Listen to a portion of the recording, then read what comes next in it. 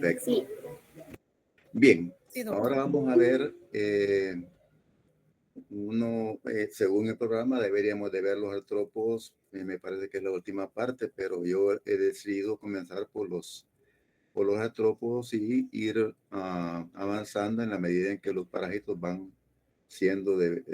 van aumentando en la escala del reino animal. Y los que son causados por unicelulares los vamos a ver también al final. Bien, entonces este día vamos a hablar de los artrópodos.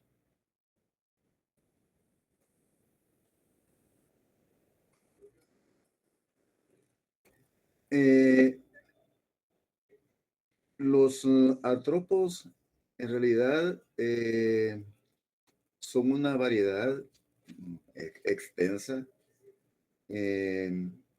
y tienen una gran diversidad en sus características morfológicas y lo mismo fisiológicas. Permítanme.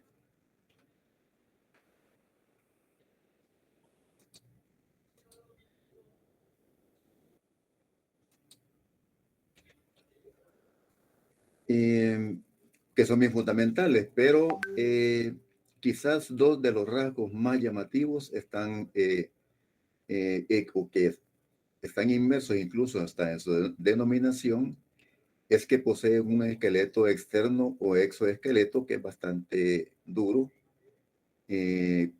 prácticamente con su conformación casi en un 100% de quitina.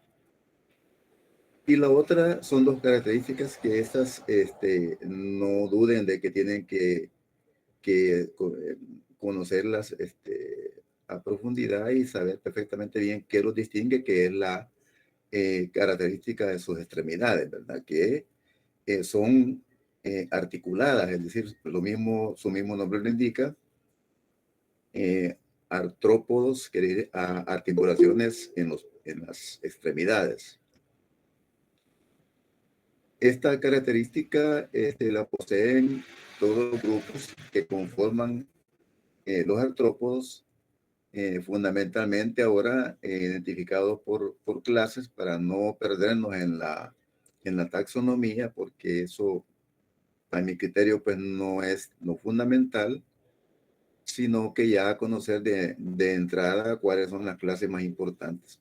Pero en este caso solo vamos a ver la clase insecta y tal vez unos dos especímenes de la clase arácnida.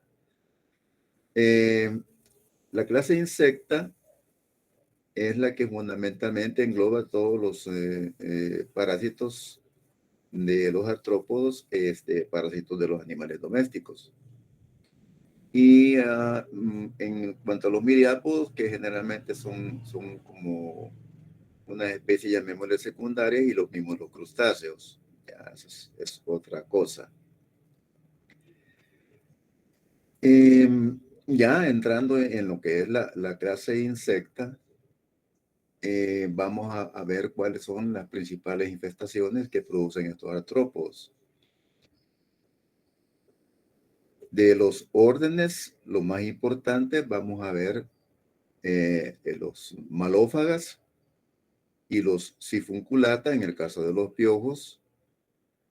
En el caso de las pulgas, vamos a ver específicamente esta familia que se conoce como Tenocefalides, donde están englobados el Tenocefalides canis y el Tenocefalides felis, que son las más importantes en el caso sobre todo de animales con los cuales convivimos y que son importantes porque pueden eventualmente también atacarnos.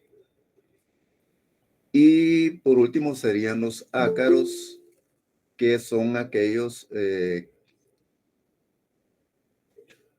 eventualmente los confundimos cuando hablamos de ectoparásitos que producen hiperkeratosis en los animales, y que sobre todo antier, me hicieron la pregunta de que si estos eran los que producían lo que comúnmente llamamos como giote, y en verdad por aquí va a aparecer otro género que es en Demodex, lo vamos a ver más en detalle, por eso no lo he colocado acá porque es una enfermedad prácticamente que vamos a estudiar de manera individual por la importancia que revierte en el caso de los animales domésticos, sobre todo en aquellos con los cuales convivimos, ya que es una enfermedad zoonótica. Recuerden que hablamos de zoonosis, aquellas enfermedades que se transmitían de los animales al hombre. Y el Demodex es un ácaro que frecuentemente también ataca al humano. Y las garrapatas, que generalmente también las englobamos como que fueran otra familia, pero sí son unos ácaros, lo único que son ácaros más grandes. Los ácaros propiamente dichos son pequeños, a veces microscópicos. Y en el caso de las garrapatas, no, pues las podemos observar a simple vista. Y estas se dividen en garrapatas duras, que son las que generalmente afectan a la mayoría de los animales domésticos, y las garrapatas blandas, que cuyo género más representativo es un género conocido como Argas, y la especie el Argas pérsico, que fundamentalmente ataca a las aves.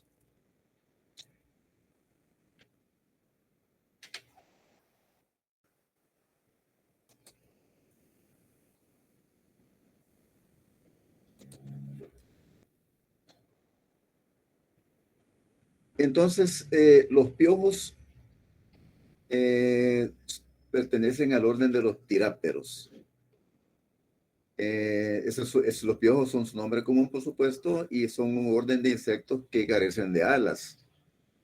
Eh, Generalmente, en su desarrollo, las primeras fases traen unas alas vestigiales, quiere decir que no están bien desarrolladas, pero que de todas maneras las pierden cuando ya llegan al estado adulto. Y la otra condición es que tienen en su ciclo de vida varios estadios de ninfa. Generalmente son 3. Por eso se le conoce como hemimetábolos. Entonces, el ciclo de vida es un poquito característico porque pueden desarrollar, como les decía, 3 fases de ninfa. De huevos, 3 ninfas y el adulto. Y generalmente, como les mencionaba antes, pueden parasitar tanto a las aves como a la mayoría de mamíferos. Y vean ustedes la cantidad que taxonómicamente está englobada dentro de las tirápteros, los insectos. Es una cantidad bastante enorme, pero en realidad para nosotros van a tener importancia unas pocas especies. ¿Qué son las piojosis o la tiraterosis? Son infestaciones externas causadas por la presencia y acción de los insectos de los órdenes Malófaga y Sifunculata, siendo los del orden Malófaga los piojos que en su estructura bucal solo les permite ser masticadores. No así la orden Sifunculata, que son lo que incluye a todos los piojos chupadores. Y como ustedes pueden observar, podemos verlos en piel, en pelo, en cerdas, lana, plumas, etc. Y las aves, por supuesto. Clínicamente se caracteriza por causar un mal estado general de la piel, plumas o pelo, y también por producir baja de la producción, pero fundamentalmente el prurito. El prurito es un término también médico con el que se le da la connotación a lo que es aquella sintomatología de picazón, que se puede presentar también por efectos alérgicos, pero en este caso básicamente es por la acción exfoliatriz que ejecutan los piojos. El término exfoliatriz se refiere justamente a aquellos parásitos que se alimentan provocando una ruptura de la continuidad de la piel para poder succionar sustancias que se encuentran justamente pues debajo de la dermis, de la epidermis, perdón, y están en la dermis. La transmisión se realiza por contacto directo, o sea que no hay aquí ninguna especie de hospedador que pueda servir como intermediario para completar su ciclo de vida, como hemos definido los diferentes ciclos de vida. Este es un ciclo de vida directo.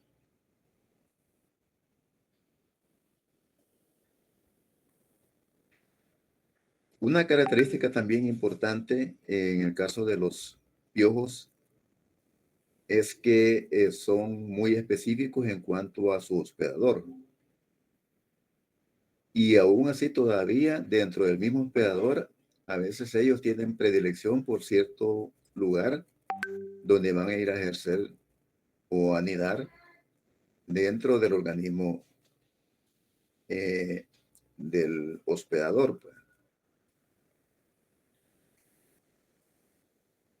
Algunos pueden ir directamente a la cabeza, otros preferiblemente lo hacen en el abdomen, algunos van hacia la cola y otros en la entrepierna. Es decir, hay eh, diferentes ubicaciones, entendiendo que en los que van a la entrepierna, fundamentalmente son aquellos que son mordedores, debido a que allí prácticamente hay una posibilidad mayor de que haya descamación por el roce de los miembros con las partes del tronco del animal, y ahí se está produciendo una, llamémosle, dehiscencia. Dehiscencia quiere decir una caída permanente de células muertas con las cuales ellos se alimentan. Es en el caso de los malófagas, no ácidos y funculata, que ellos se van hacia zonas donde es mucho más difícil detectarlos a penetrar la piel para poder alimentarse.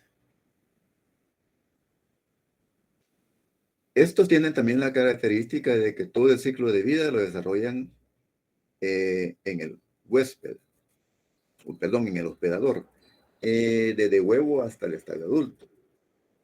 Y ahí mismo desarrollan la reproducción. Eventualmente puede que ¿cómo se llama? Algunos individuos pueden caer al medio ambiente, generalmente las larvas, pero no tienen la capacidad de sobrevivir en ese medio ambiente, por lo que inmediatamente ellas tienen que buscar un hospedador donde saltar para completar el ciclo de vida. Está muy bien documentado que las ninfas no pueden sobrevivir en el medio ambiente más de 3 días. Entonces, en este caso, pues cuando nosotros vamos a combatir ectoparásitos en animales domésticos, debemos de preocuparnos menos por el ambiente si solamente hay piojos. Tenemos que combatir el estado adulto en el hospedador definitivo, el que tengamos ahí, eh, ¿cómo se llama? A la mano, si es ya sea un perro o un gato, o también en el caso de animales de crianza, este, es menos importante y no tiene la connotación que tiene en el caso de la garrapata. Yo le mencionaba la vez pasada que en el caso de las garrapatas, estados intermedios del ciclo de vida pueden permanecer por meses en el entorno, en las rendijas, debajo de las piedras, en el subsuelo.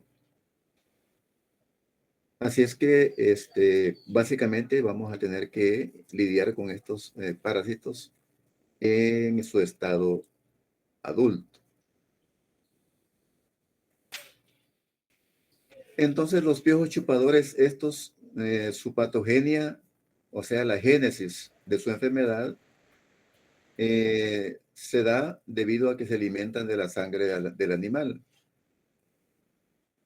Y luego se hospedan en el pelo, es decir, cuando se habla de se hospedan, se refiere al hecho de que ahí producen su germinación al estado ninfal, ya que ellos inmediatamente después de alimentarse de sangre, las hembras se dirigen hacia los pelos a depositar sus huevos.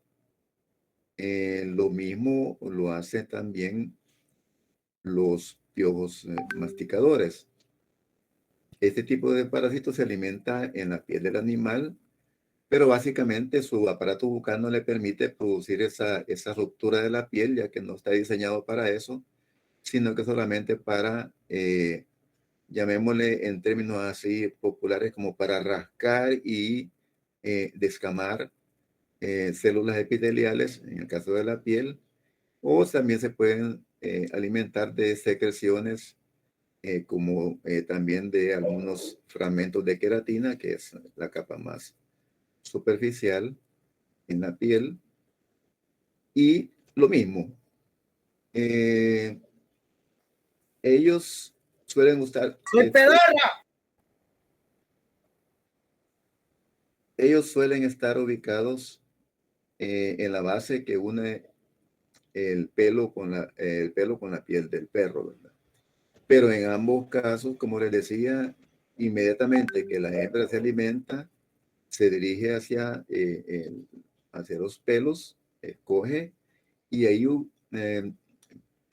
mediante ciertos mecanismos ya enteramente fisiológicos, secreta una sustancia gelatinosa que es pegajosa y luego invierte su posición y va depositando a lo largo del pelo sus huevos, que es lo que nosotros comúnmente vemos en los animales y por supuesto que también en el humano y que conocemos como liendres. No es más que los huevos que han depositado en el pelo de los hospedadores. En otras palabras, lo que les estoy diciendo es de que no requiere gran esfuerzo hacer un diagnóstico de la presencia de piojos en nuestros animales. Con una simple observación de liendres o incluso haciendo una observación más profunda a nivel de piel, podemos detectar incluso los parásitos adultos.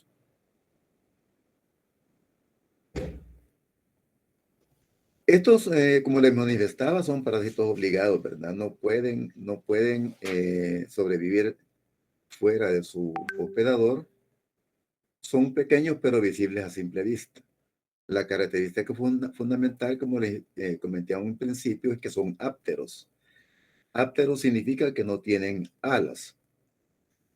En cuanto a su estructura morfológica, tiene en los segmentos torácicos, son más o menos unidos y poseen un solo espiráculo respiratorio en el tórax. Es decir, los espiráculos son las estructuras mediante las cuales ellos respiran.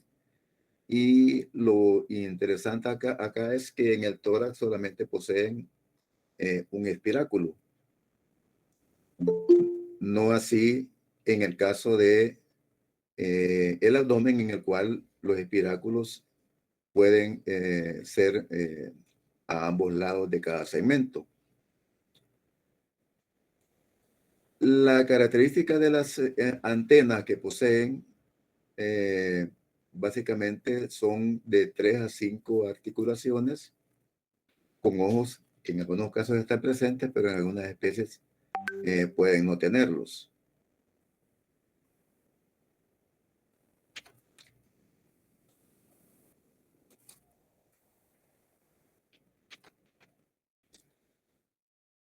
Y tienen también la característica de que del abdomen está constituido por 9 a 11 segmentos, como les decía, con un par de espiráculos respiratorios en cada uno. Y la otra característica importante que sirve para las clasificaciones taxonómicas es que al final de cada pata, ellos pueden poseer una o dos uñas. Así se clasifican como uniungulados o biungulados, pero eso ya es, lo veremos cuando estemos viendo las especies ya en su detalle.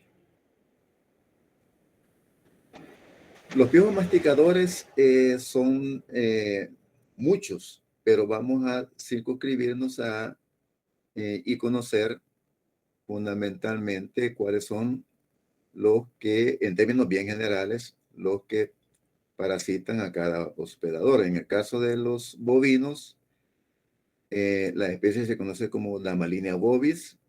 En el caso de los ovinos, va tomando el nombre de la especie parasitada, Damalinea ovis. Los equinos, Damalinea equi. Y en los perros, el Trichodectes canis. En los gatos, la Felicula subrostratus.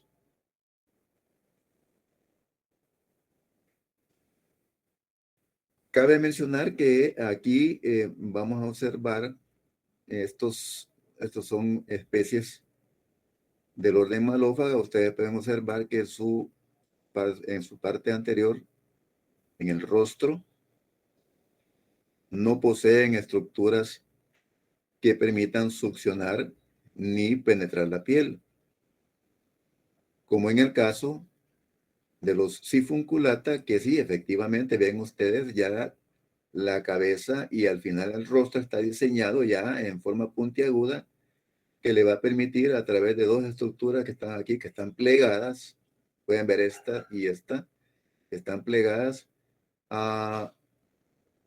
cubriendo otra estructura que se conoce como el sifón.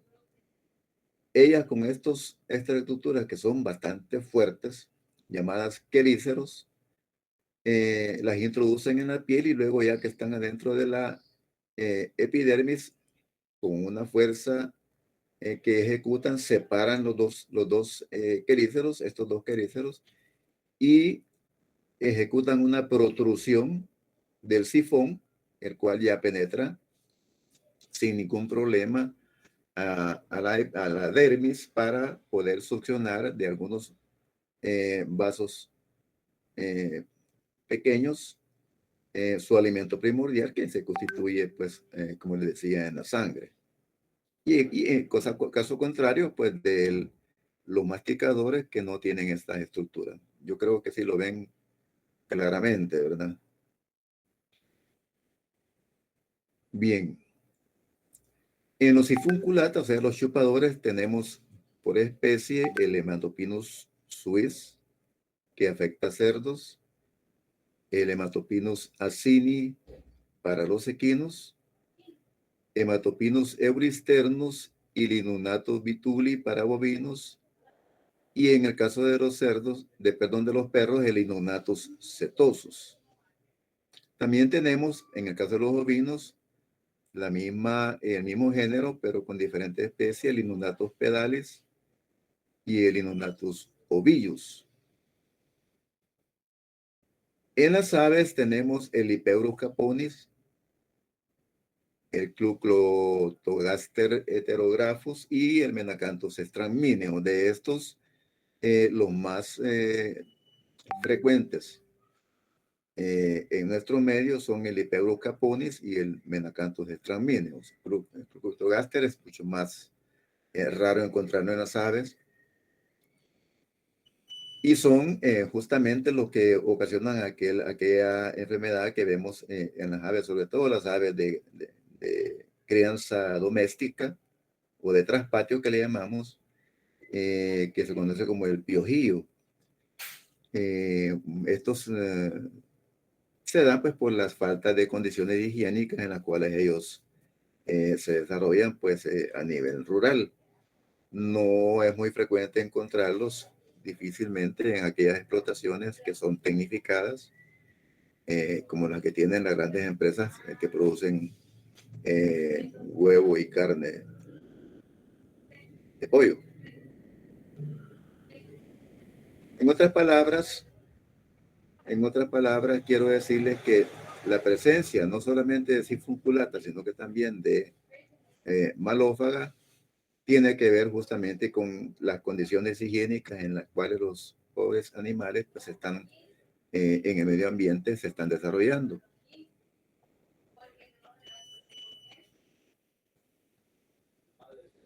Aquí tenemos especies de Menacanthus extraminus.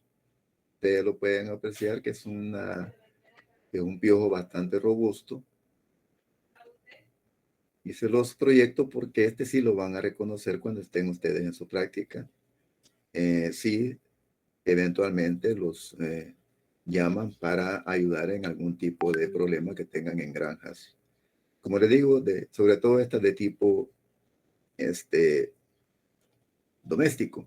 Aunque quiero decirles, y esto es una cuestión que lo he vivido por experiencia propia, quiero decirles que la cantidad de huevos que se consume y carne de pollo que se consume a nivel nacional no es suplida solamente por estas empresas graves, grandes, no voy a mencionar los nombres, pero ustedes las conocen, ¿verdad?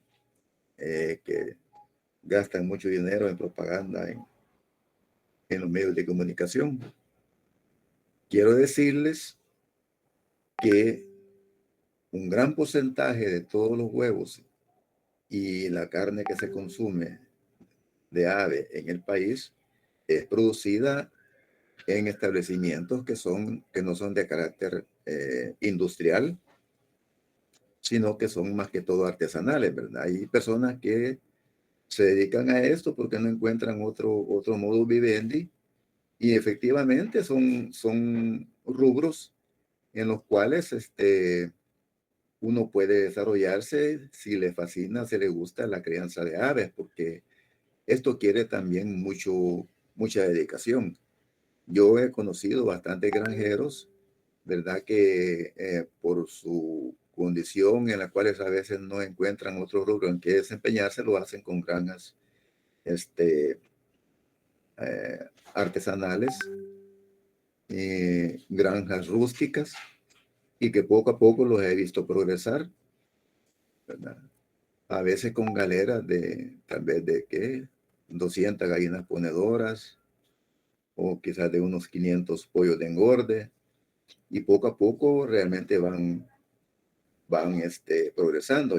Eso es un rubro bastante bueno porque tanto el pollo como los huevos, como ustedes bien saben, han pasado a ser parte básica de la canasta alimentaria de la población. Y les quería contar esto porque, bueno, son especies de anécdotas que uno ha vivido y que se da cuenta a través de el tiempo. Y por eso les decía que la cantidad que consumimos producida por las granjas industriales no es lo que parece, porque es la idea que nos puede dar la publicidad. Tan es así que quiero comentarles que eventualmente cuando todas estas granjas que son artesanales, de traspatio o domésticas, a veces llegan a constituirse en una competencia que realmente afecta a estas granjas industriales. Y por supuesto que estas no podemos compararlas, ¿verdad? No le hacen ni cosquillas cuando las granjas industriales deciden como controlar, llamémosle así, el movimiento creciente que traen estas otras granjas que no son industriales, y lo que hacen es reducir los precios de los productos. ¿Por qué? Porque así los quiebran. Así hacen que estas personas, en algunos casos que no tienen la capacidad económica para aguantar un embate de baja de precios de los productos que ejecutan las altas compañías, y entonces ya comienzan a perder. ¿Por qué razón? Porque ellos al comprar los insumos para elaborar sus alimentos, lo hacen en pequeñas cantidades, no así las granjas industriales que incluso son importadores directos de los productos y subproductos que se utilizan para elaborar los concentrados. Y en un lapso a veces hasta de un mes, 15 días, un mes, ustedes pueden ver que los huevos se vienen para abajo y la carne de pollo le bajan el precio. Con esto lo que están haciendo es una especie de regulación del mercado y mucha gente realmente se ve afectada. Por eso es que es importante, le cuento esto, porque cuando uno encuentra gente que tiene ese entusiasmo de trabajar a el nivel que yo les explico, pues es bueno que uno tenga la conciencia del esfuerzo que están haciendo y en la medida de lo posible ayudarles. Bueno, pero eso era nada más una cuestión anecdótica. La distribución geográfica de los piojos es cosmopolita, ¿verdad? Es decir, que podemos encontrarla en cualquier parte del mundo, aunque algunas especies abundan más en zonas tropicales, aunque sin descartar que otras pueden prosperar en zonas templadas, de temperaturas un poco más bajas, pero son menos frecuentes. En realidad, en el caso de muchos parásitos, incluso de nematodos, y en este caso de ectoparásitos, debemos tener como una premisa que en zonas tropicales, entre más caliente es los ciclos de vida se acortan y entre más templadas son las zonas, los ciclos de vida se alargan. Entonces, como que los huevos eclosionan más rápido en las zonas tropicales y el ciclo pues se va acortando. Y en otros casos, cuando las zonas son demasiado frías, prácticamente cuesta encontrar ectoparásitos, incluso en el caso, por ejemplo, de aquellos insectos como los zancudos, ustedes pueden estudiar o darse cuenta que en las zonas templadas prácticamente aquellas enfermedades que son transmitidas por ciertas variedades de zancudos casi que no existen. Y todas van aumentando a medida que vamos bajando en la línea ecuatorial, ¿verdad? Hasta llegar a las zonas tropicales donde sí proliferan y la cantidad de enfermedades producidas o transmitidas por zancudos son bastante importantes. Entonces, lo mismo sucede con estos piojos, que su ciclo de vida se acorta y son más frecuentes, más abundantes en nuestro medio. En cuanto a la transmisión, es por contacto directo generalmente, ¿verdad? Aunque puede ser también transmitido por fomites o fomites, como ustedes quieran llamarles, de las dos maneras es aceptable, que pueden ser, los fomites son, ¿cómo se llama? Utensilios que pueden utilizarse para la alimentación de estos animales o herramientas de manejo, etcétera. O, como les decía, por el contacto directo con otros enfermos. Eh, Aunque les decía, ¿verdad?, que no pueden sobrevivir fuera de su hospedador 3 días, esa condición les hace necesario transmitirse directamente de un animal infectado a otro susceptible. Casos de estos se dan incluso en humanos. Ustedes se dan cuenta, por ejemplo, en los colegios, en las escuelas, a veces se dan estos casos de que hay, digamos, focos de infestación de piojo, que lo vamos a ver también, le vamos a echar un vistazo, que es el Pediculus capitis y el Pediculus corporeus. Son dos variedades que el mismo especie, el Pediculus capitis, es el que nosotros tenemos en la cabeza. El Pediculus corporis es en el cuerpo. Y hay otro que se ubica en la zona púbica, ¿verdad? Que es el mm, es un piojo, llamémosle que comúnmente o vulgarmente lo conocemos con otro nombre que no lo voy a mencionar porque no me gusta, pero es el nombre científico, es el Pediculus pubis. Puede vivir por menos de 3 días, hay que tenerlo muy en cuenta cuando también estamos en presencia de estos parásitos en nuestra familia, pues, o nuestros vecinos, nuestros amigos. y recomendarles que el tratamiento lo hagan inmediatamente antes de que se contamine el resto de personas con las que conviven. En el caso de los tres géneros, el capitis, el corporis y el pubis. La hembra deposita los huevos diariamente. Imagínense ustedes, de 15 a 14 huevos por 40 días. Pueden ser entonces más o menos mínimo la cantidad de 200 huevos, los cuales adhieren mediante una secreción pegajosa a los pelos o a donde esté ubicado, ya sea en lana o puede ser en las plumas.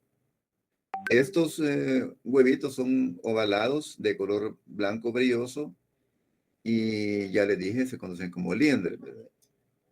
Dependiendo de la temperatura y de las condiciones de humedad, las larvas pueden eclosionar tan temprano como 6, 8 días o pueden tardarse de 10 hasta 15 días.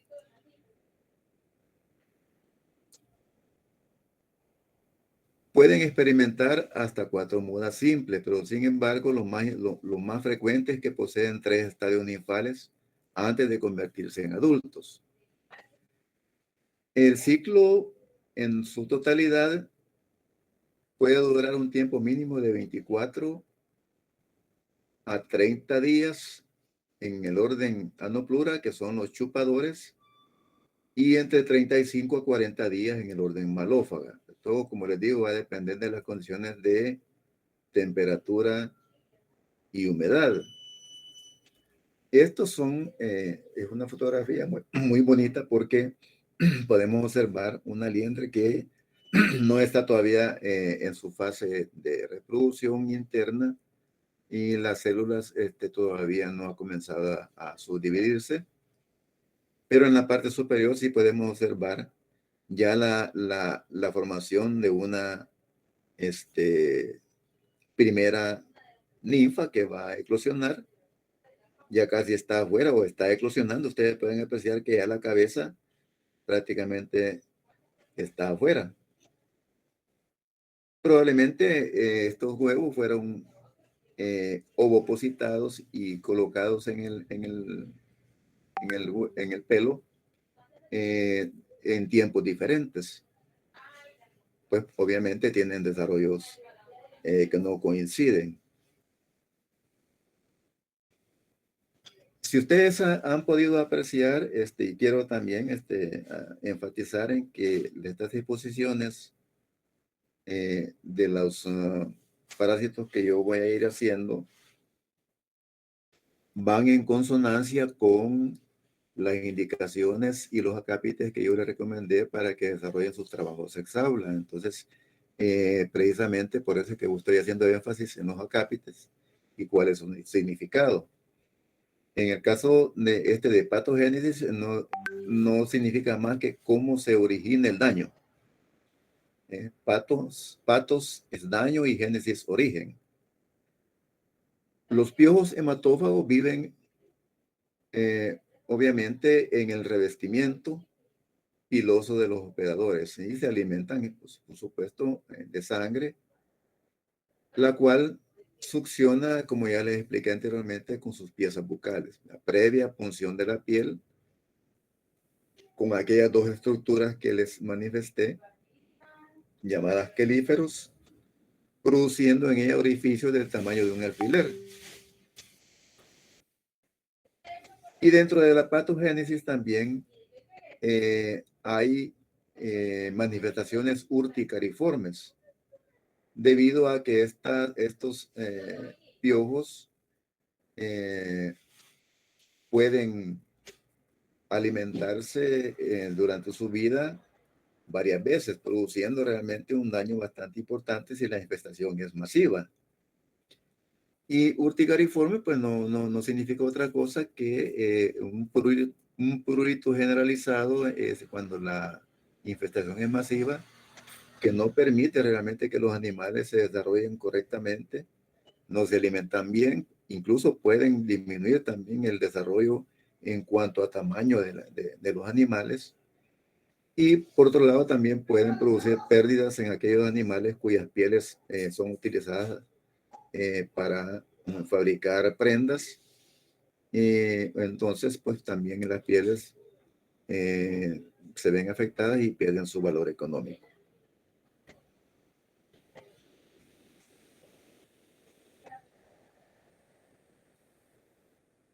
Todo esto pues se refiere al hecho de que se produce un gran intenso prurito que hace que los animales se rasquen contra objetos, lo que produce daño, ¿verdad?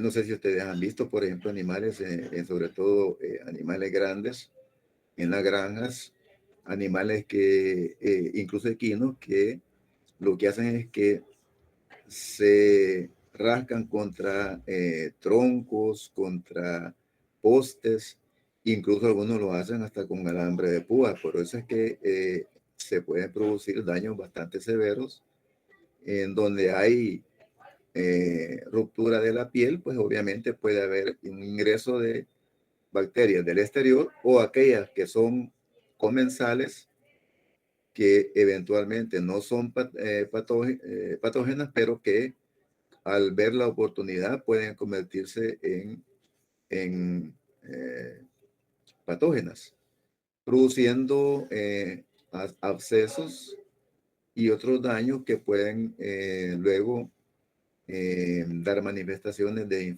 infecciones, inflamaciones, y también pueden producirse pequeñas áreas de hemorragia conocidas como petequias. Incluso si es tan severa la infestación, puede producirse muerte de algunas zonas de la piel. Y eventualmente también nosotros podemos darnos cuenta sin necesidad de observar tan de cerca los parásitos por la apariencia de los animales. ¿Verdad? Los animales se ven totalmente afectados, disminuidos, con zonas alopécicas. Alopécico significa que en la piel hay ausencia del pelo, se les ha caído. Y ¿cómo se llama? Podemos identificarlo con solo ver estas pequeñas zonas. Los animales también no se encuentran tranquilos, ¿verdad? Se encuentran permanentemente rascándose. Ustedes pueden ver, por ejemplo, los perritos, ¿verdad? Rascándose con sus patitas, el cuerpo, tratando de minimizar el efecto de estos insectos. Además, se puede producir una disminución en la producción debido a que si la infestación es masiva, se puede producir anemia. Realmente los piojos pareciera que no, pero como en su vida ovopositan varias veces, significa también que la hembra tiene que alimentarse varias veces. No es como otros parásitos que ya los vamos a ver mucho más adelante, que la hembra una vez que ovoposita muere. No es este el caso. Y en relación a las zonas alopécicas, esta es la zona donde no hay pelo, quiero hacerles una acotación que es sumamente importante. Las zonas alopécicas en las infestaciones por piojos son áreas difusas, o sea que no son áreas bien definidas, sino que se ve cabal que se les ha caído el pelo en unas zonas que son, llamémosle, irregulares y que ustedes no pueden circunscribir. Esto se los digo porque es importante cuando ustedes vean o le lleven un animalito que se está rascando demasiado. De entrada podrán diferenciar entre una infestación por insectos, porque pueden ser otros, pueden ser ácaros, de una que se produce por hongos.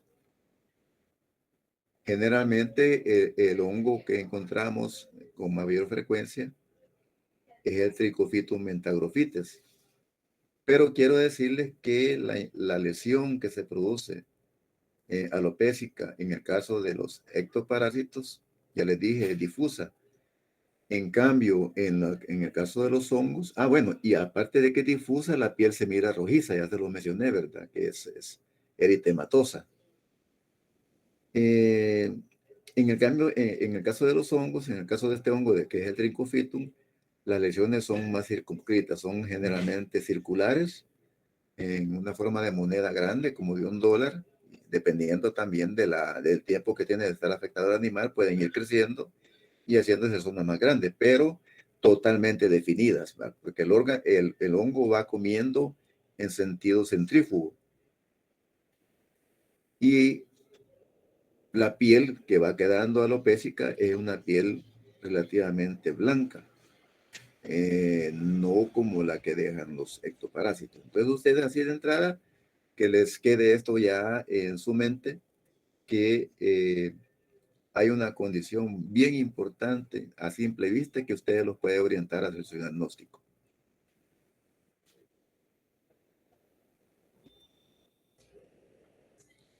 En animales jóvenes, ya les dije, puede retrasar el crecimiento, es decir, está plenamente demostrado, por ejemplo, que en las granjas de aves, los animales no alcanzan el desarrollo en la misma, con el mismo ritmo con el que lo alcanzan aquellas aves sanas. En el caso de las ponedoras, ellas también por su misma inquietud no se alimentan como debe ser y dejan de poner. Hasta pueden, incluso en una ave joven, llegar a producir la muerte. Imagínense qué caso más grave, ¿verdad? Cuanto que en las aves ponedoras, pues lo más importante para nosotros es la producción del huevo. Y lo hacen fundamentalmente porque por su misma incomodidad, por su misma inquietud, ellas no se alimentan bien, ¿verdad? Y llega un momento en que la nutrición no les da para estar en la fase de ovoposición. En el caso del cerdo, el Hepatopinus suis es el vector del virus de la viruela porcina. Si la viruela porcina es una enfermedad que no es tan frecuente en nuestro medio,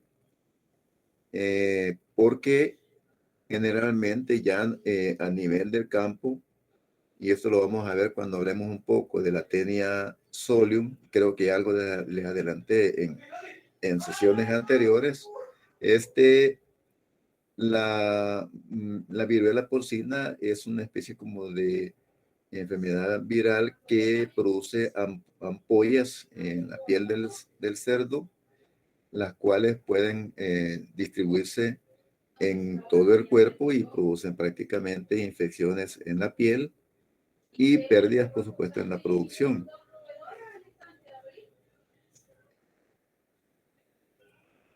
En el caso del perro, el Trichodectes canis puede en algunos casos ser hospedador intermediario del Dipiridum caninum.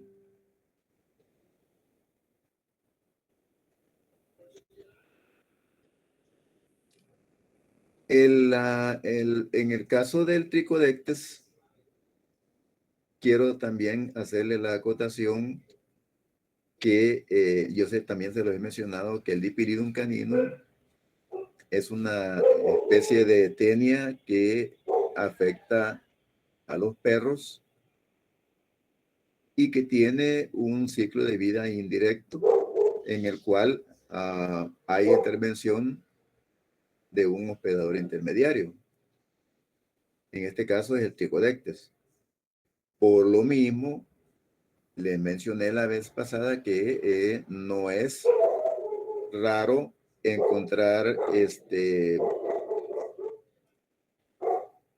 niños que estén infectados con Dipiridum caninum, en virtud de que lo que sucede muchas veces es que quienes más contemplan a los perros son los niños y a veces pueden llevarse el piojo en las manos y sin que se percaten pueden al momento de alimentar, si no lavarse sus manitas, ingerir el Trichodectes canis, en donde va la fase intermedia del Dipiridum caninum, que es un cisticercoide.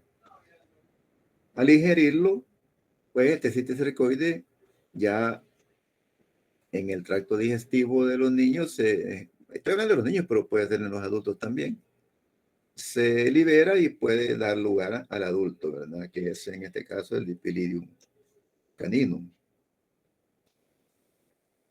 En el caso de los masticadores, pueden vivir en el pelo o en el plumaje, pero lo importante es que ellos son muy móviles, ya que cambian frecuentemente de lugar, debido a que las hembras de Sifunculata, o sea, los chupadores, pues ellos no tienen ningún problema, pues tienen la capacidad de perforar y donde estén ellos ubicados, rompen la piel y se vuelven a alimentar, vuelven a succionar sangre.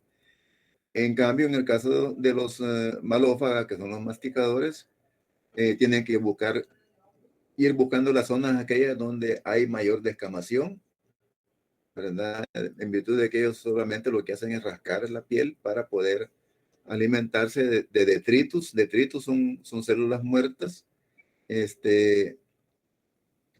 Y al terminarse en algún lugar, digamos, la posibilidad de alimentarse, ellos tienen que desplazarse hacia otro lugar donde haya descamación.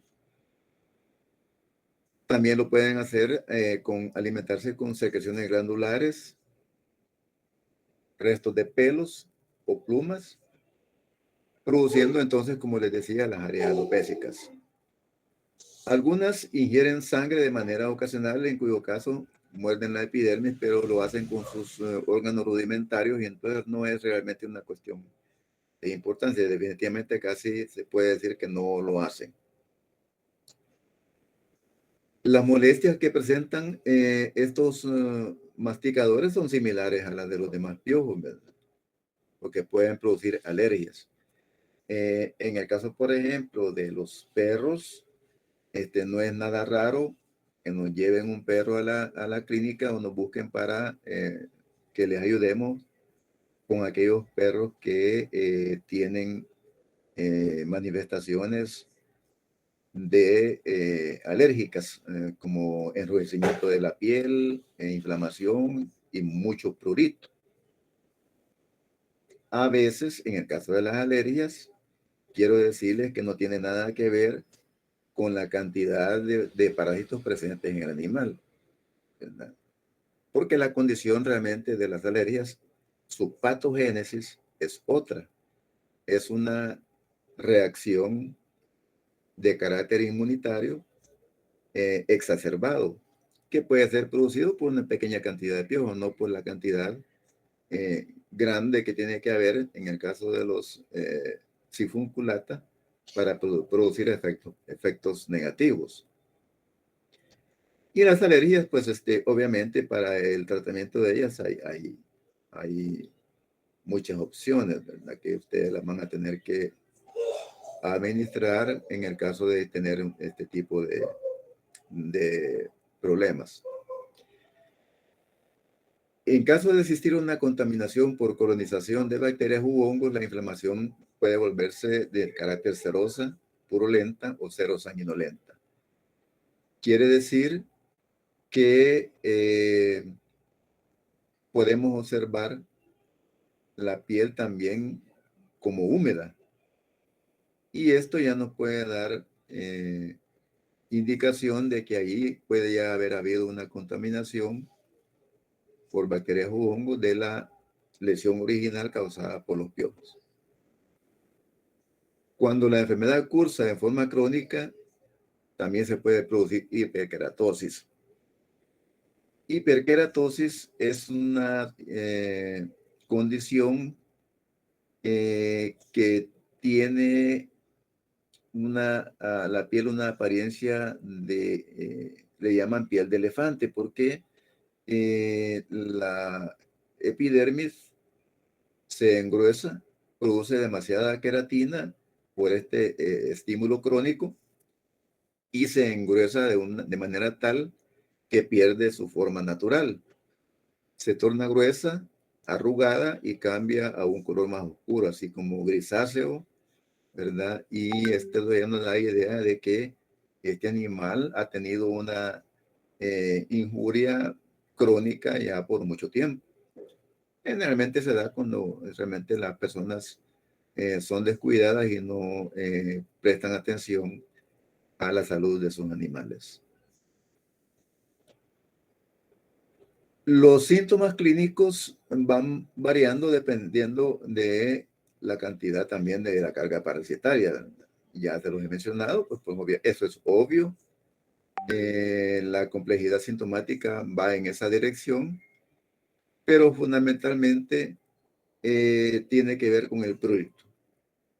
Formación de eritema, que no es nada más que zonas enrojecidas,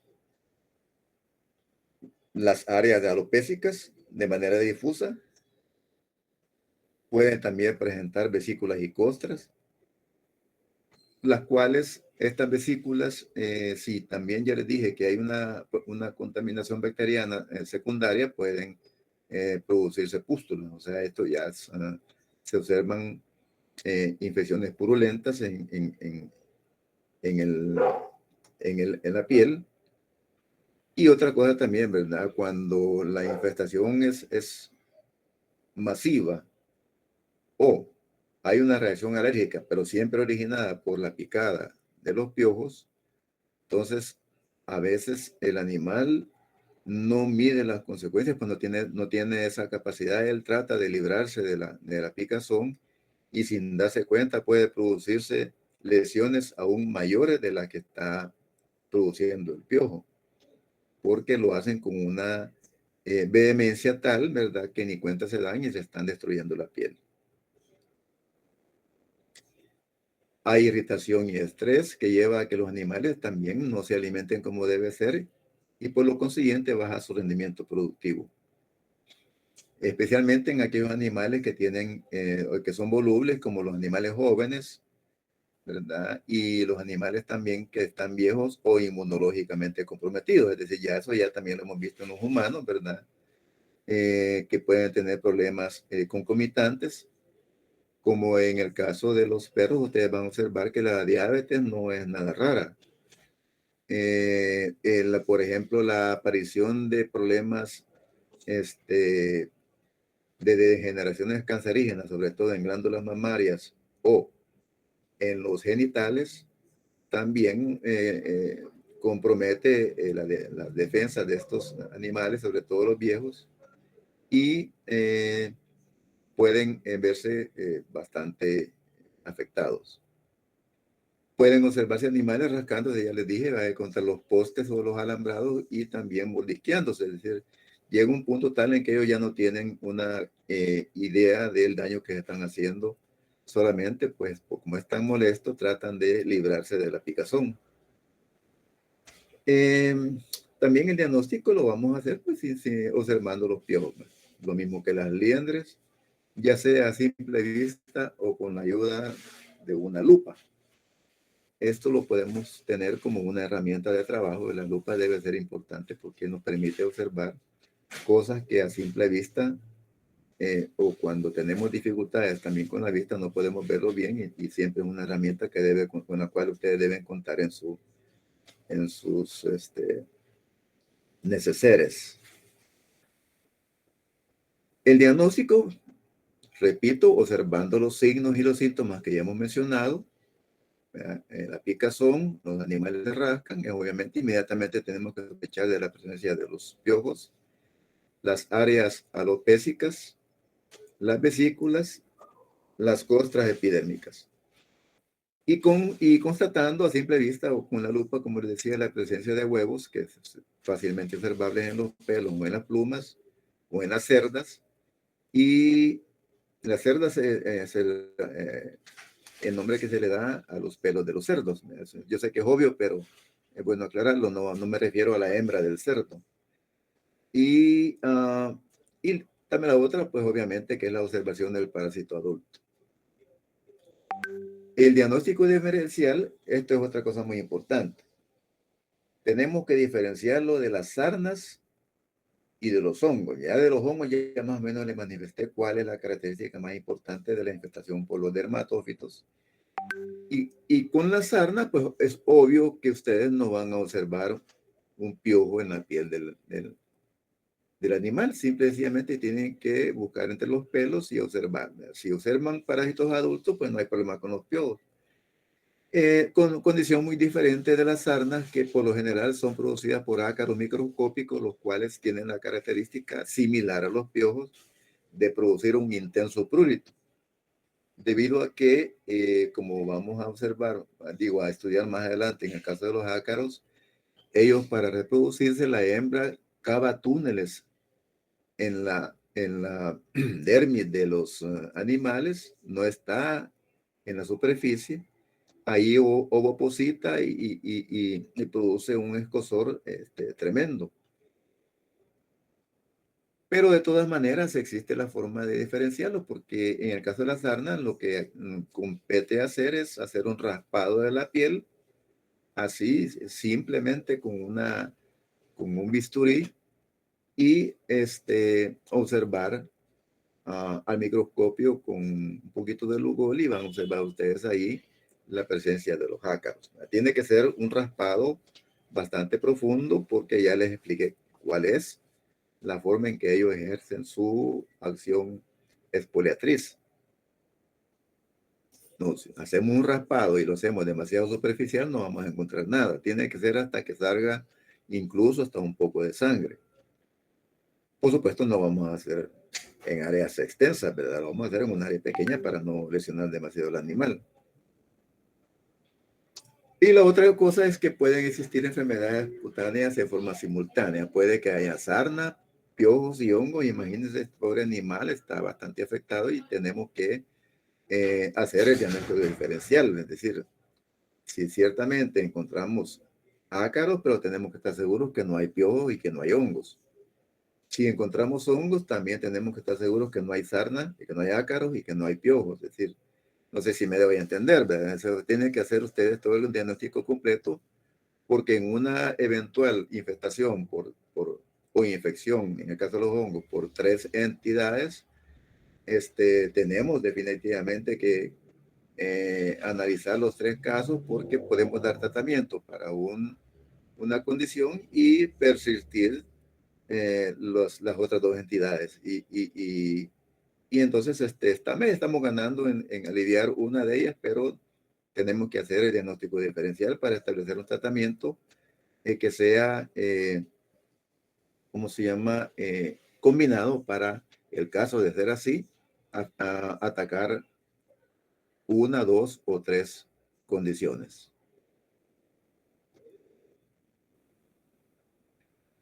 A causa de la irritación en la piel pueden lesiones, ¿verdad? A causa de la piel pueden haber irritación en la piel, pueden aparecer cierto grado de inflamación. Las lesiones cutáneas graves básicamente tienen que ver con lesiones eczematosas, costras, eritematosas y caída de pelo. Eritematosa ya les mencioné, pues que hay enrojecimiento y caída del pelo.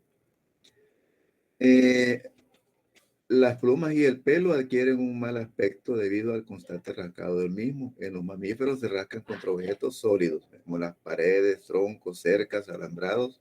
Imagínense, en un alambrado, pues un animal puede destruirse una buena porción de piel. Y vamos a observar lesiones traumáticas en la piel. Aquí podemos observar, si ustedes ven perfectamente, los pelos donde han sido depositados los huevos, ¿verdad? Y también podemos observar las áreas que son alopécicas, donde se ha caído el pelo. Y vean ustedes, la piel es rojiza. A esto se le conoce como áreas eritematosas. Eri es como un término que indica algo de color rojo. Recuerden ustedes cómo se le llama a los glóbulos rojos. ¿Quién me dice? Eritrocitos. Es correcto. Entonces el término va relacionado al color de la piel. Aquí podemos observar otras áreas difusas, ¿verdad? No, si ustedes observan, pues no son bien definidas, ¿verdad? Entonces ya ustedes pueden ir sospechando, descartando una fungosis y ahí se orientando, ya no se diga si observan esto, ¿verdad? Si observan esto, ya no hay duda, ¿verdad? Entonces,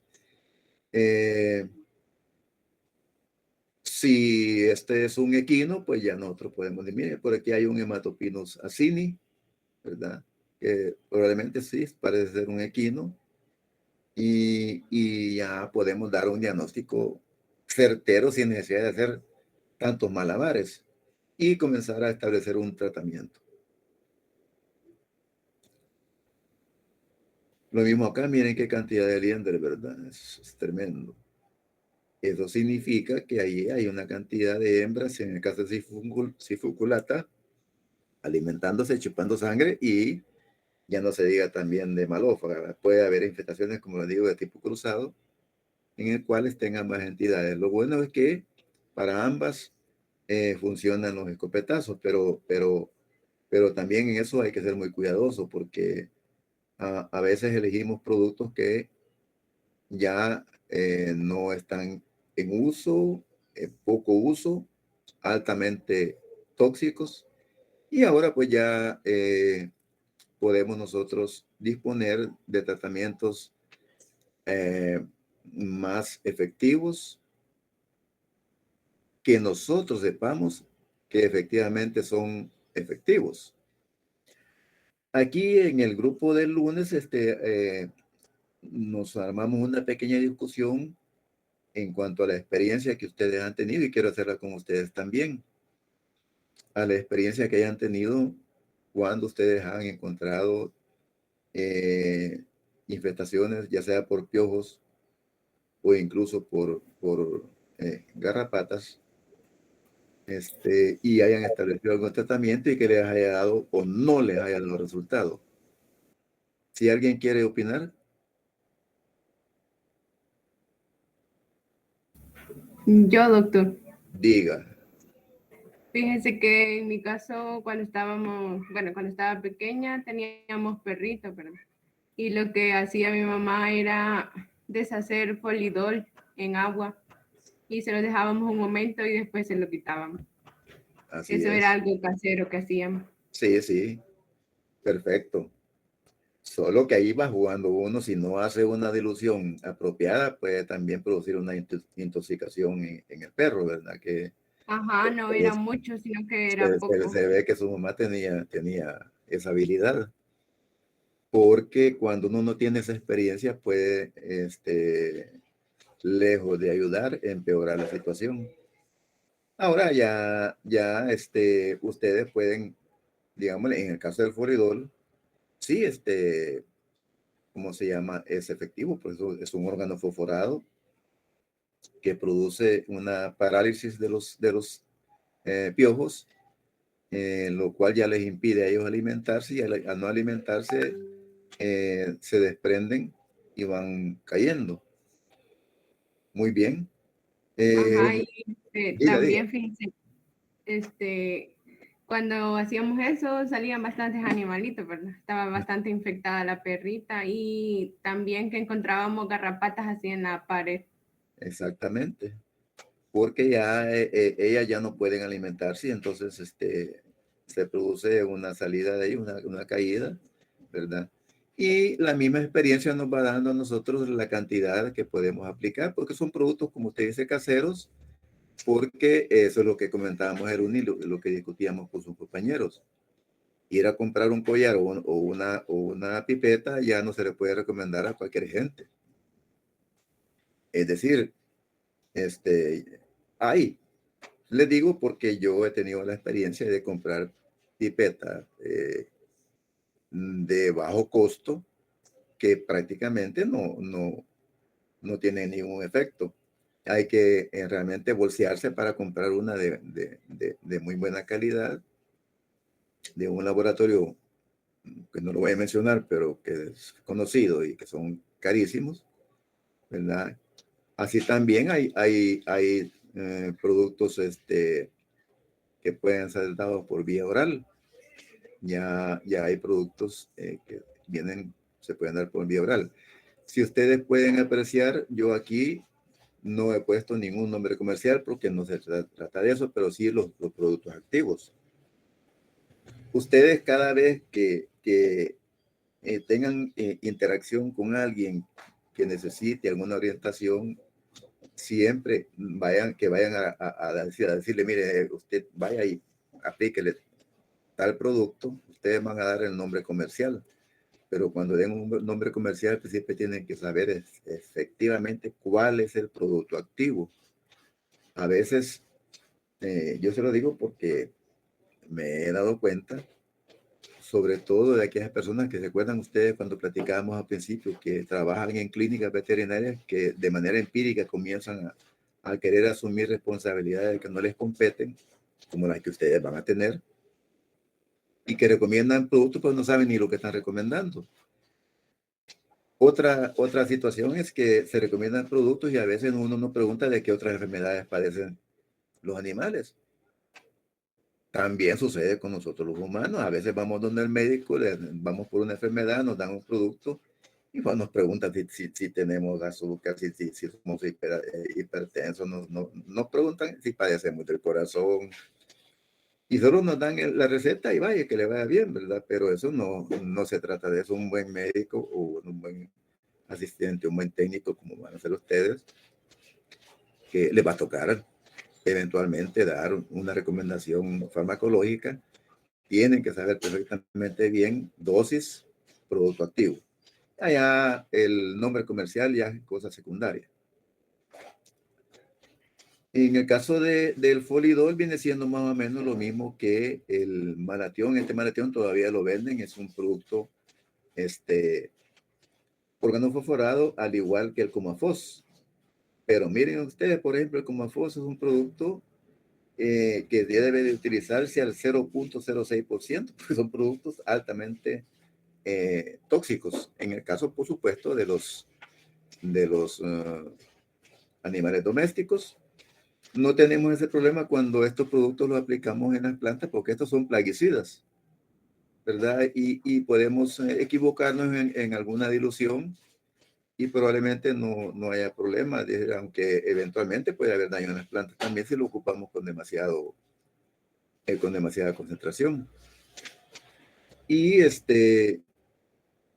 me comentaban algunas personas y es una cuestión que es comentario común, es de que, por ejemplo, los collares, como que a veces no les han funcionado. Yo sinceramente prefiero mejor utilizar algún producto vía oral o inyectar. Por ejemplo, hoy viene ya dosificada la ivermectina para perros y ya viene cabal las dosis que no nos van a permitir pues que corramos el peligro, sobre todo de los órganos fosforados como Malatión, como FOS, que produzcamos algún accidente. En el caso de la ivermectina, yo diría que no hay ningún problema siempre y cuando la apliquemos cuando estamos seguros que el animal tiene estos parásitos. Generalmente, la práctica veterinaria, yo no sé si ustedes van a estar de acuerdo conmigo, pero cuando uno lleva a veces un animal al especialista, a veces le hacen un plan profiláctico. Le dicen, mire, ¿qué edad tiene tal? Y ya dice, mira, ya tiene que tener esta vacuna, ya la ponemos y se la ponen, ¿verdad? Y ya se lo voy a desparasitar y me lo trae en unas 4 veces al año para estarlo desparasitando por lo menos cada 3 meses. Y yo no estoy muy de acuerdo con eso. En realidad, el uso de las drogas siempre debe ser comedido y en relación a la patogénesis y la patología que se esté presente, porque aplicar drogas que a veces por un mal diagnóstico podemos empeorar una situación, pues no es lo más conveniente. Y en las clínicas, difícilmente, por ejemplo, a usted le van a decir, mire, vamos a tomar una muestra de heces para ver qué tipo de parásitos tiene, mire, vamos a hacer un raspado, mire, porque no es la costumbre. Y entonces lo que hacen es que para curarse en salud, a usted le dejan dentro del plan profiláctico vacunal, le dejan así intermedio las desparasitaciones. Entonces yo sí no estoy de acuerdo con eso, desde ya te lo digo. Una desparasitación debe ser solamente en virtud del diagnóstico. No es necesario. A veces le dan el desparasitante y el animal no tiene parásitos. ¿Quién más me cuenta de los collares? Porque eso sí me interesa saber. o de las pipetas también, porque ese es otro problema. Cuando ustedes recomienden el uso de una pipeta o de un collar, si ustedes han leído los insertos o los prospectos, se van a dar cuenta que los collares, tanto los collares como las pipetas, vienen dosificadas de acuerdo al peso del animal. Y entonces a veces no logramos llegar a cumplir las necesidades en cuanto a dosificación y el problema no lo podemos eliminar o no lo eliminamos y entonces le echamos la culpa al producto o al método que estamos utilizando cuando en realidad no hemos utilizado las dosis adecuadas. Todo eso tiene que tener en cuenta a la hora de establecer el tratamiento. ¿Alguien más con algún comentario? Buenas tardes, doctor. Sí, diga. Mi pregunta es que por qué la ivermectina hay ciertas razas de perros que son susceptibles. Sí, en el caso de la ivermectina, cuando usted llega a dosificar o a recomendar este producto, ya les mencioné el inserto. Dice específicamente, como en el caso de otras drogas, en qué raza se puede y en qué no. Pero sobre todo la ivermectina, yo no la recomendaría en especies de tamaño pequeño. Incluso a veces que en animales que aunque son de raza mediana, pero que a lo mejor no alcanzaron un desarrollo normal. ¿Por qué razón? Porque la ivermectina tiene un efecto hepatotóxico y en animales pequeños no es recomendable precisamente por eso, ¿verdad? Porque las dosis vienen ciertamente comedidas, pero no es bueno estar aplicando ivermectina de manera muy frecuente. Por eso les decía que no es bueno aplicar productos si no estamos seguros que el animal lo necesita. Si quiere aumentar su comentario, puede hacerlo. Es decir, yo eso es lo que podría decirle en cuanto al uso, no solamente de la ivermectina, de casi la mayoría de los productos, traen sus contraindicaciones, como es el caso, por ejemplo, también de algunos alimentos, ¿verdad? Hay alimentos que no puede hacerlo a una especie determinada de animal doméstico porque lejos de alimentarlo lo puede matar. Y uno cree que como uno los come, no les va a causar ningún daño. Caso del huevo, caso del café, caso del aguacate, que son a veces productos que no pueden ingerir algunas especies. Pero eso ya El está. chocolate también. Exactamente, chocolate. Chocolate es bueno, por supuesto, como decía, ingerido en condiciones, llamémosle permanentes, frecuentes y en grandes cantidades. Una ingestión así accidental de chocolate, ¿cómo se llama? En una pequeña cantidad, probablemente, sobre todo en animales grandes, no sea que en el momento va a producir una muerte, pero por experiencia se lo digo, el chocolate lo mejor es evitarlo completamente. Y así, ¿verdad? Por eso es que el ejercicio profesional que ustedes van a llevar a cabo, a veces no es bien ponderado. Cuando digo no bien ponderado, me refiero a que la gente cree que esto es comida así fácil, pero no es así.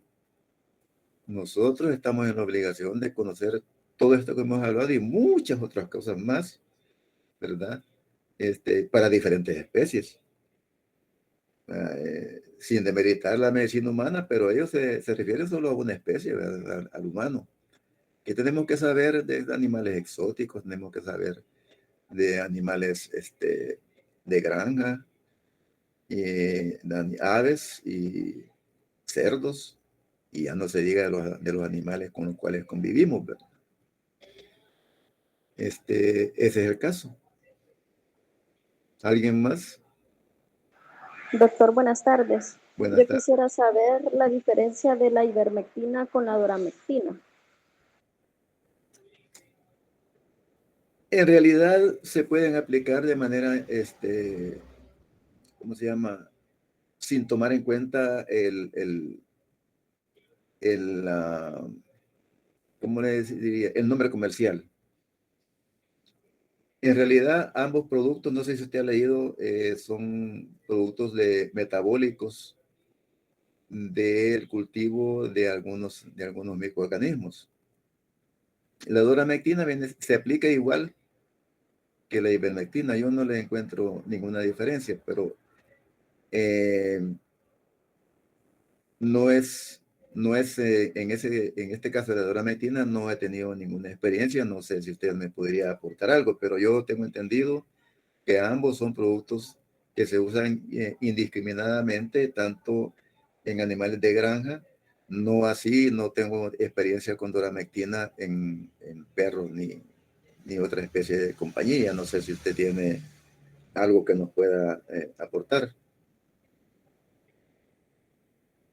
Bueno, pues yo visito generalmente agroservicios y he observado que para el tratamiento de sarna siempre aplican este producto, siendo este un desparasitante para especies mayores, ¿verdad? Porque, bueno, Exactamente. yo me tomé la iniciativa de leer el panfleto y es para uso en bovinos, entonces esa era mi duda en cuanto a...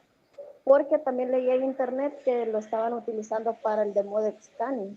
Sí, exactamente, pero lo mismo, la ivermectina venía elaborada para ser usada en ganado. De repente vino la moda de que se podía dosificar en perros aproximadamente. Recuerdo yo que recomendaban un cc por cada 20 kilogramos de peso. Normalmente la dosis que ocupan en clínicas, pero no es lo más, no es lo más apropiado. No dejen que inyecten la doramectina en perros, porque esa todavía no viene dosificada para perros. En cambio, la ivermectina sí ya hay productos que vienen para ser utilizados en perros. Como dice que fue a internet, busque ivermectina para caninos y la va a encontrar. Es lo mejor no dejar que usen doramectina en perros.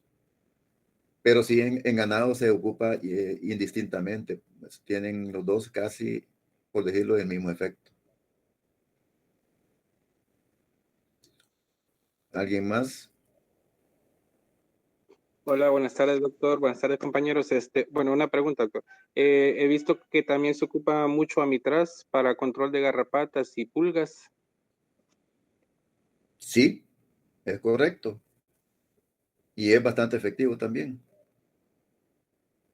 Lo mismo, ¿verdad? Ok. Lo mismo, el almitraz también es una... viene líquido, si no me equivoco, pero hay que hacer una dilución. En el caso, por ejemplo, de los órganos fosforados, bueno, el almitraz yo creo que lo he visto ¿cómo se llama? En formulación líquida. Los órganos fosforados también, por ejemplo, si yo voy a ocupar un órgano fosforado, eh, por decir, bueno, no voy a decir nombre comercial, pero usted puede hacer una dilución lo más segura posible, generalmente de un cc por un litro de agua. Y con eso usted puede bañar al perro y realmente es efectivo. Lo único es que en realidad a mí no me gusta mucho usar los órganos fosforados porque le voy a explicar. Hay una condición, yo se lo mencioné el lunes, que se llama idiopatía. No sé si ustedes lo han oído mencionar, pero es aquella condición propia de cada individuo, en lo cual para usted puede ser tóxica en una cantidad y para otro individuo se puede reír. Son condiciones muy propias de cada individuo, por eso es que es bien importante, y esto otra vez, yo creo que ya se lo dije una vez, pero se lo voy a repetir. Nunca, nunca den una recomendación con la certeza del 100% de efectividad. Esto ya es una cuestión eminentemente de la práctica profesional. Siempre dejen un margen, ¿verdad? Sobre todo si ustedes ven que es un animal que tiene otra condición concomitante, si es un animal demasiado joven o demasiado viejo, siempre dejen un margen. Nunca le digan al propietario que no va a haber ningún efecto secundario. Siempre díganle, miren, vamos a ocupar este producto, incluso con las mismas vacunas, ¿verdad? Vamos a ocupar este producto para ver si nos libramos de esta enfermedad, ¿verdad? Pero desde ya le digo, ¿verdad? Que siempre hay algunos riesgos. Y entonces, si sucede por desgracia, ojalá no sea así, algo que no estábamos esperando, ya ustedes por lo menos ya cubrieron un poco, ¿verdad? Esa posibilidad de que venga un reclamo. Y ustedes se pueden dar cuenta, incluso yo en las redes sociales hay gente que sale despotricando contra algunas clínicas, ¿verdad? Y dicen, ahí me mataron mi animal, ahí me lo mataron, y en realidad quizás no les advirtieron que el uso de algún producto podía tener algún efecto.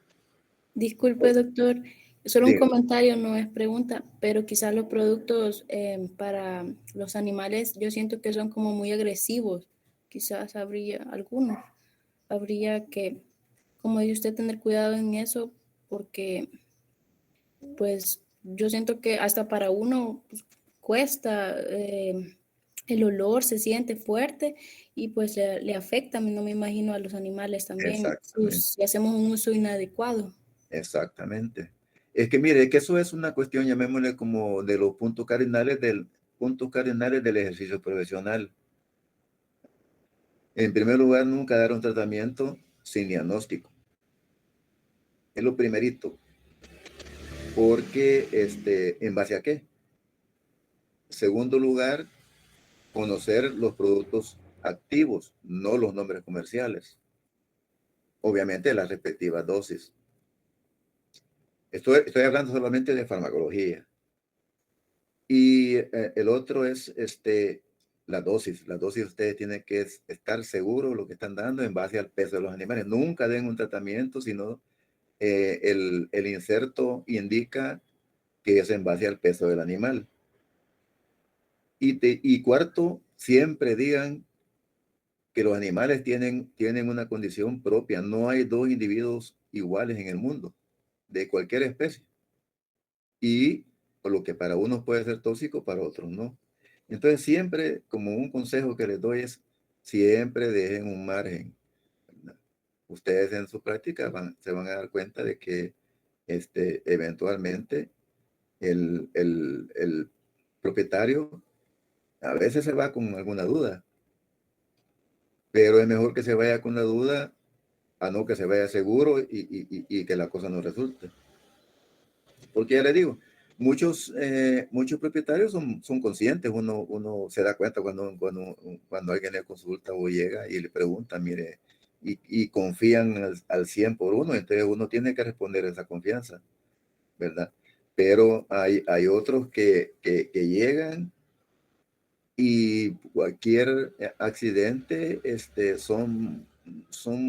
como le dijera, muy agresivos cuando sucede una cosa así, no comprenden que en el ejercicio, bueno, se da con mucha frecuencia, lo que pasa es que no nos lo dicen ni lo publican, pero en los humanos, la mala praxis también existe, y claro que como eso es una condición en relación a los humanos, como que se esconde un poquito más, ¿verdad?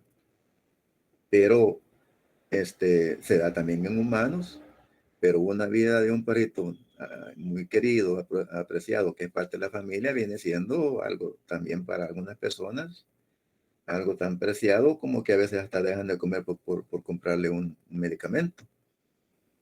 Entonces, ese sería el cuarto punto cardinal, ¿verdad? Siempre dejar un margen. Y bueno, y si tiene efecto, pues qué bueno, ¿verdad? Van a volver. Creo que nos vamos a quedar hasta acá y a la hora de Un pequeño comentario. diga. En cierta ocasión tuve la oportunidad de visitar el laboratorio Livisto, donde fabrican especialmente medicinas para ganado, pero también hay para animales domésticos. Ujú. Mi hermano estuvo trabajando ahí cierto tiempo y los químicos farmacéuticos trabajan de la mano con lo que son los doctores veterinarios. Ujú. En esa visita que yo tuve, estuvimos hablando un poco con los doctores veterinarios en respecto a eso, que siempre es bueno conocer el nombre científico del medicamento, no el nombre comercial. Así es. En muchas ocasiones se ha dado que los animales se mueren porque les han puesto una dosis muy alta, ya que no lo aplican conforme ni a la estatura ni al peso. Y hablando con ellos ahí, estuvimos hablando sobre un caso que se les dio a ellos con un analgésico que servía para desinflamar, me parece, que dice que le aplicaron de más y el perro quedó como inválido. Sí. Por eso les repito, qué buenas experiencias que nos cuente, porque imagínense, y eso a nivel, llamémosle, de formulación. Hay que tener mucho cuidado, ¿verdad? Los laboratorios en realidad, bueno, yo conozco también un par y son muy cuidadosos. En realidad es raro, es difícil que en un laboratorio, pues generalmente son como ustedes, de químicos o ingenieros químicos que son muy, muy cuidadosos. Pero mire, los errores se dan. Los errores se dan. Hace poco creo que retiraron, no sé si un lote de vacuna contra COVID-19, no sé si fue en Inglaterra o en un país continental ahí en Europa, pero retiraron millones de vacunas porque se habían equivocado con un coadyuvante.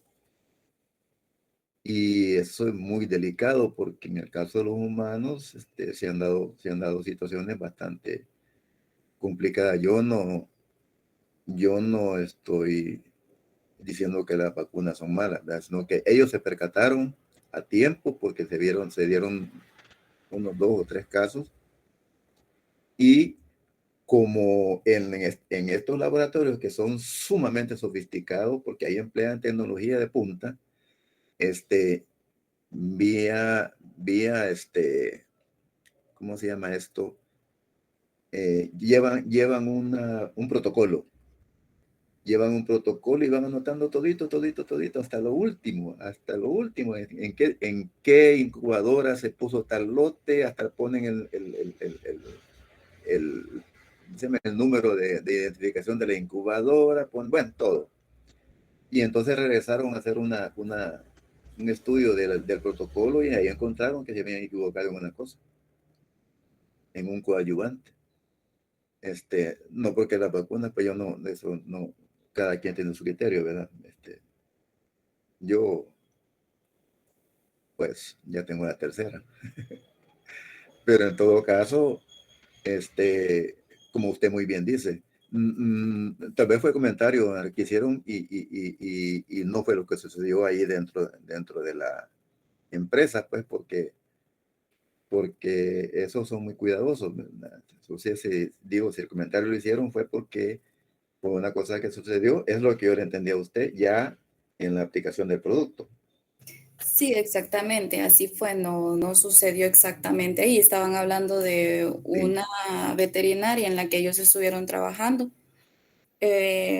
porque de hecho una vez ahí en el laboratorio ese tuvieron un problema con un lote de sólidos, me parece, que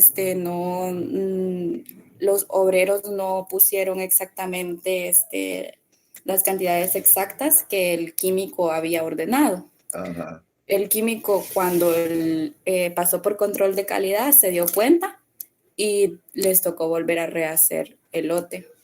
O sea, pero se dieron cuenta de eso a tiempo antes de sacarlo al mercado. Mire qué suerte, porque Ajá, porque en realidad ahí a quien le iba a caer la culpa era al químico, no a los obreros.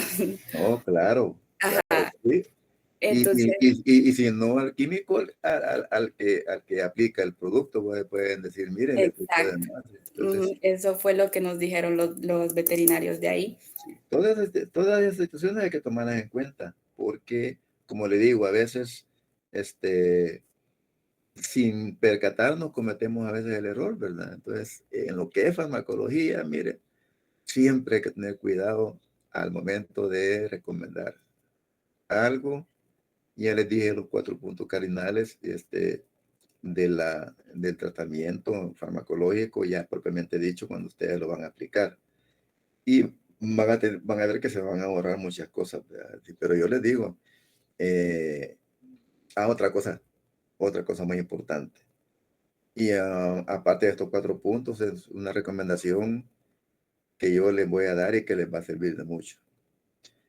Hay muchas personas que primero le preguntan al vecino porque el vecino tuvo un perro que le dio lo mismo y el vecino le, no hombre, si eso es fácil, póngale esto, dele esto. Y resulta que no tuvo ningún efecto, al contrario, empeoró el animal. Entonces sí deciden ir donde el técnico, donde el veterinario, pero ya el animal ya va más para allá que para acá. Entonces también tengan mucho cuidado porque a veces ya le llega así, ustedes tienen que preguntar dentro de la anamnesis, ya le dije lo que es una anamnesis, que es el historial clínico, todo lo que ha sucedido con este animal antes, para que ustedes no caguen la cruz que es de otro. Doctor, una pregunta. Diga. Bueno, una consulta. A mí me comentaron mis colegas de que la ivermectina y la doromectina, volviendo al tema, esas no se pueden aplicar, como por ejemplo en las razas como colis y pastores alemanes, Sí, tiene razón. debido a que es bien peligroso y se mueren. Porque Sí. hay un gene que, bueno, no recuerdo más o menos cómo se llama ese gene, no sé si usted me podría recordar, pero en sí esas razas grandes no pueden como Metabolizar. metabolizar así como un desparasitante, sino que lo metabolizan como algo tóxico, por ende se mueren.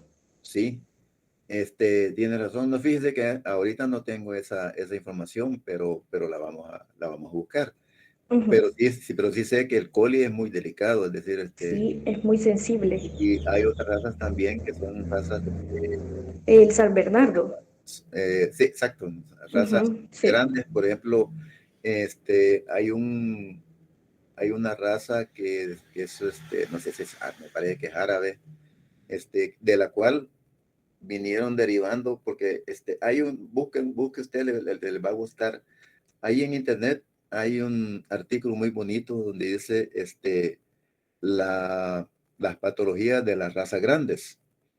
Bueno, es un artículo que está dividido en dos, ¿verdad? Uno dice las razas grandes y ustedes van a ver ahí todas las razas que derivan de una sola, pero como hay personas que se dedican a la crianza y a la selección, comienzan a acusar y de ahí han salido una cantidad de razas, pero la raza original era la que transmitió esa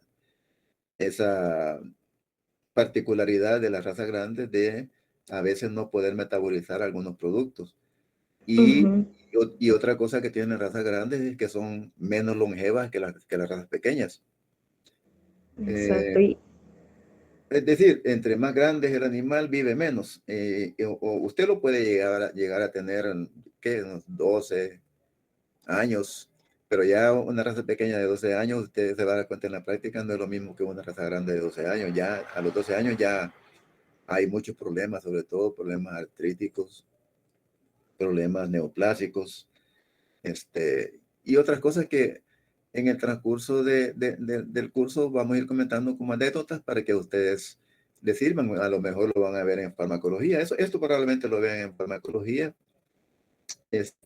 cuando ya llegue el momento, ¿verdad? Pero sí, efectivamente, es decir, podríamos buscar una gran cantidad de contraindicaciones por razas. Por ejemplo, hay razas como el French Poodle, que tiene la particularidad de padecer de terigión.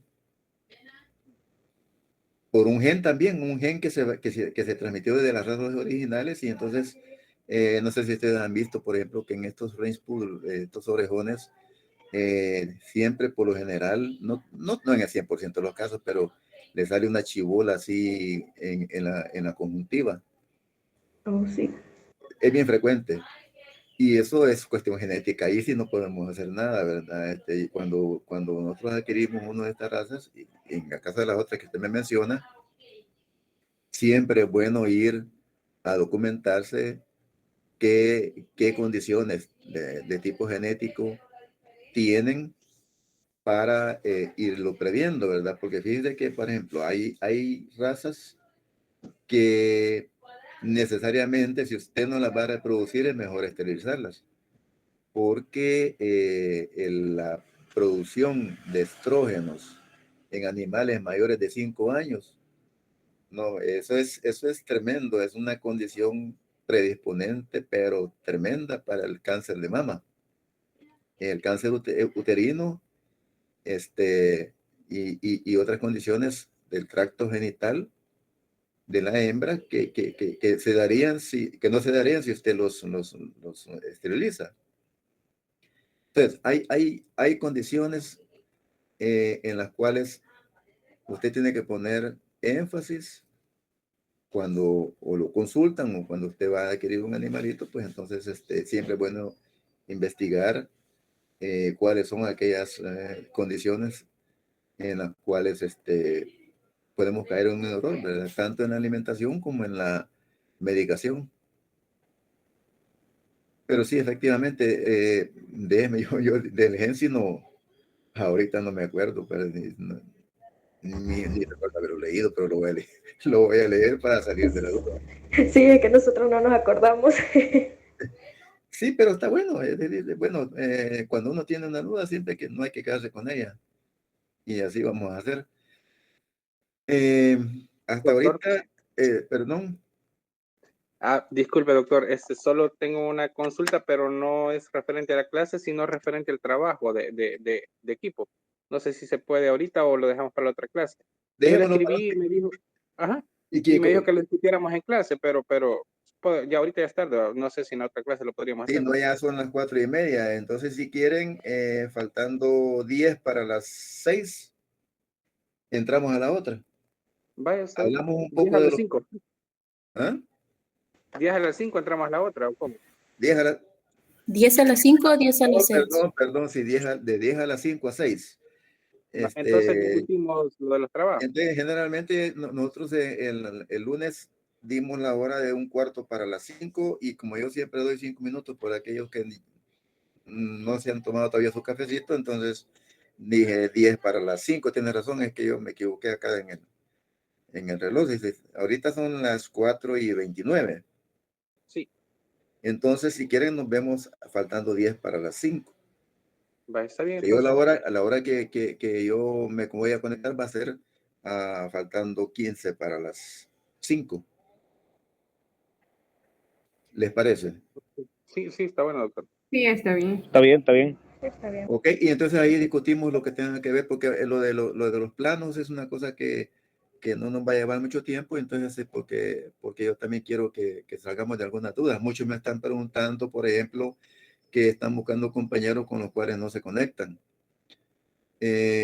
También puede haber la posibilidad de que alguien se siente incómodo, como ya me lo manifestaron por vía WhatsApp, que alguien, no voy a decir que se siente incómodo, que se siente más cómodo con otras personas. Y si yo no soy cerrado en ese sentido, si alguien quiere cambiar de grupo o hacer intercambio, ¿verdad? Traslapes, pues yo no le veo ningún problema. Pero si quieren, nos discutimos entonces a la otra hora. Está bien, doctor, me parece. Perfecto.